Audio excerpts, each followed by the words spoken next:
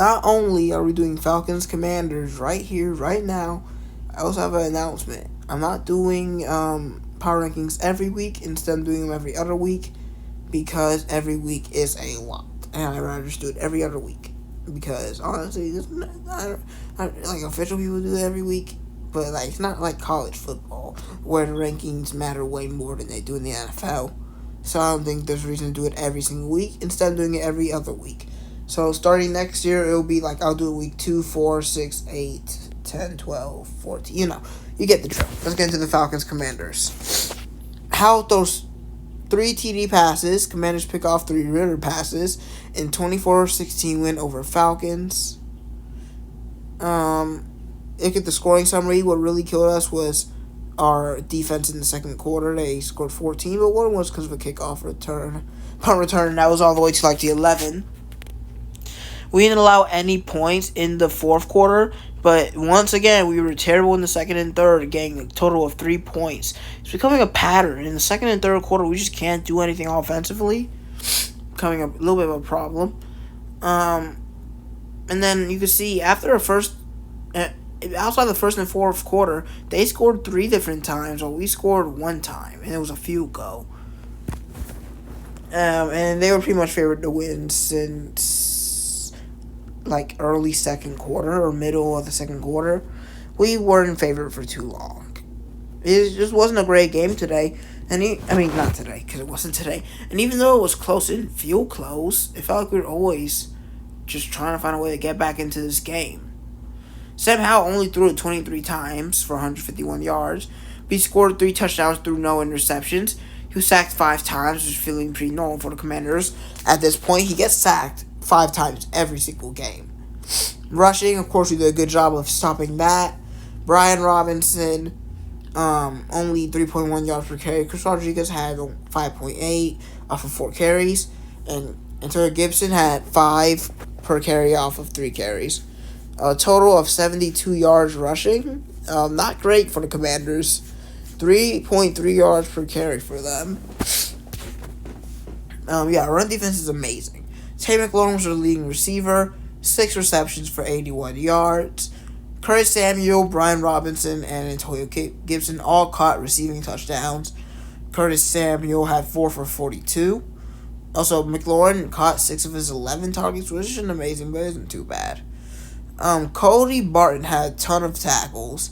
So did Cameron Curl. Sacks, 1 for Jamin Davis and 2 for Casey Toohill, whoever he is. So that's 3 in total. Only 2 tackles for loss, though, so they didn't get a running backs in the backfield that much. Passes defense, they had 9, which is a ton. 6 QB hits. And they had 3 interceptions. 1 by Kendall Fuller, 1 by Jamin Davis. I have no idea how to pronounce his name, so I just say Jamin. It might be Jamin or Jamin. And Benjamin St. Juste had an interception. Not really much besides that. Oh, yeah. The Jamison Crowder 61-yard punt return was pretty big. Without that, it might have been a way different ball game. On the Falcons side, Ritter threw 47 passes, which I don't know where we got this. Yeah, we should throw it 15 times a game thing from. Like, I feel like Bijan Algier shot. Yeah, we'll get to him later. Over 300 yards again for Ritter. He threw 2 touchdowns and 3 interceptions. He was sacked 3 times. Terrible ratings. He can't just have 2 good games in a row, can he? Bijan was terrible. He had 2.8 yards per carry, only a long of 9 yards. But Algier did decently well, 13 for 51. And Bijan did get some receiving yards, which totals out to 80 scrimmage yards. He has a ton of scrimmage yards throughout the season, by the way. He probably already has around 1,000. Maybe a little bit of a stretch, actually. Yeah, that's a complete stretch, okay? Leave me alone. 400 rushing yards. And can we see his receiving stats, maybe? Receiving. Okay, yes, he's not even close to 1,000. I don't know where he got that from, honestly. He hasn't been that great of a duel with that. But still, 500 and something yards, nearing 600 yards is pretty good. Drake London, 9 receptions off his 12 targets for over 100 yards once again. 125. He's really starting to break out. It seems like if those are doing 10 times a game. which he should be doing anyway, is where Drake London will be most effective. Kyle Pitts only had 6 targets, and he caught 4 of them. Caught his first touchdown of the season, which is great.